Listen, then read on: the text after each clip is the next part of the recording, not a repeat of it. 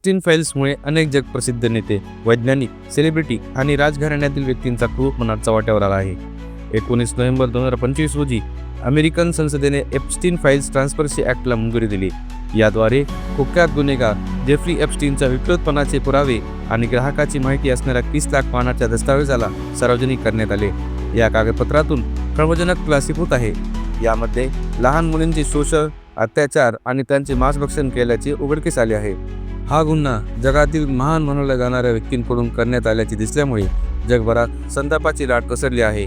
या गुन्हेगारात वैज्ञानिक Stephen Hawkins, अमेरिकेचे राष्ट्राध्यक्ष Donald Trump, Bill Clinton, Barack Obama, Bill Gates, ब्रिटनचे प्रिन्स अँड्र्यू, मायकल जॅक्सन यासोबतच अनेक देशाचे पंतप्रधान, सरकारी अधिकारी, राजदूत आणि नामांकित व्यक्तीचा समावेश आहे.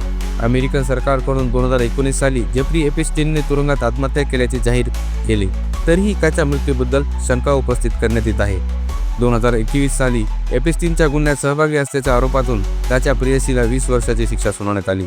या फाईल्समधून अजून काय खुलासे होतात याकडे सर्व जगाचे लक्ष आहे.